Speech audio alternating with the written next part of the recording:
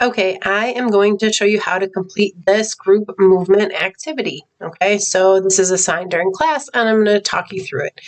So I'm going to use the sample group, but when you get your template in class, this is going to say group 1. Okay, and what you can do is either go to the slide it says to start on or just click here. Okay, so now I need to first add all the members in my group. So it's just me. So if you were absent and you have to complete this on your own, you put just your name here. Okay, and here, if I click here, it will take me to the directions, which we went through this in class. But these are all the directions for the assignment. Okay. But what you're going to do is play this video, and it's going to go just to your clip. And you're going to watch it maybe a couple times and find a clip of a movement that you think you can describe. So I'll watch it again. Okay, and okay, I see some that I can use. All right, so I'm going to start again, and I'm going to make it a large screen just so I can make sure I know what I'm doing. Go back. Let's see. Go back. And what I want to do is I'm going to need the snipping tool right here, okay, and in order to capture the movement.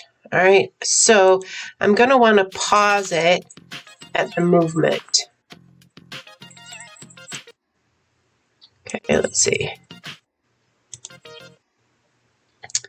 Let's try it again, and I'm going to pause on the movement, okay, and I'm going to go full screen, close this out. Okay, I can see this. See how the fingers are separated here, apart from each other? All right, so I'm going to go to my snipping tool and do a new one, and I'm going to take a screenshot. And I'm going to copy it. And I'm going to go back here. I'm going to escape, go off the screen. I'm going to go to the first movement. And over here, I'm supposed to add my screenshot. So Control V, since I did that copy. So here's my movement. Okay. And I need to add an arrow to the movement I'm focusing on. So right here, I'm focusing on those fingers spread apart. So let's go to an arrow.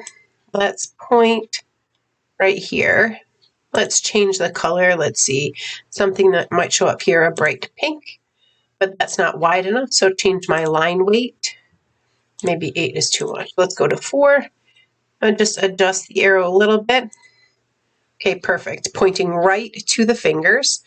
Okay, and then I'm going to have to add the name. So the name of this movement is abduction. I need to say what body part is involved of the fingers. All right, so describe the movement. So what is happening? So in this movement, the fingers are spread apart. The fingers are making a big angle and moving away from the midline. This is abduction. Okay. And that's it. So then I would go and I would do the second movement. Okay, so let's go back and let's see a spot where I might be able to grab another movement.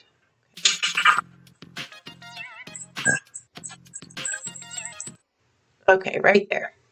So let's make this big screen. So do you see how that elbow is bent?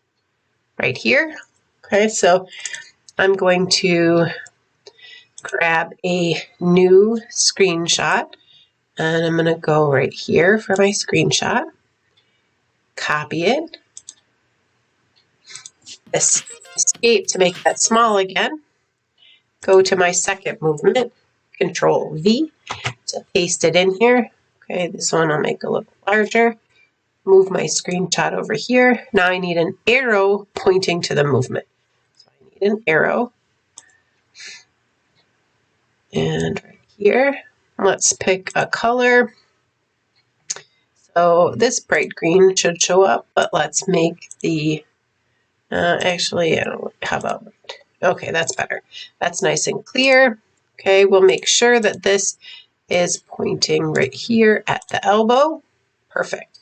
So name, this is flexion. Okay, but I can't just say the movement, I need to say what body part of the elbow. Okay, now I need to describe the movement. So in this movement, the joint is at the angle between the two body parts decreases. The forearm and upper arm get closer together. This is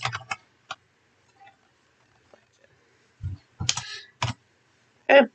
So there we have our description of our movement. So here we have movement 1, that's abduction of the fingers. And a second movement, we have flexion of the elbow. Okay. Then you would continue that for movement 3 and movement 4, and then that would be it. So you are just going to present these 4 short movements that you grabbed screenshots for. So when you're working in your groups, each person should work on one in order to use the time effectively, because you're only going to get about 20-25 minutes to do this. But you can see from the start of this, it's only taken me about 7 minutes, and I did 2. Now, granted, I know exactly what I'm doing, but it should be more than enough time for your group to finish, okay? And then when we come back together and present, your group is going to just go through and say, this was one of our first movement, name it, and then description. You can mostly just read off the information. Movement 2, name it, describe it. Same for movement 3 and movement 4. So we should relatively go through the presentations quickly because it's not a lengthy process.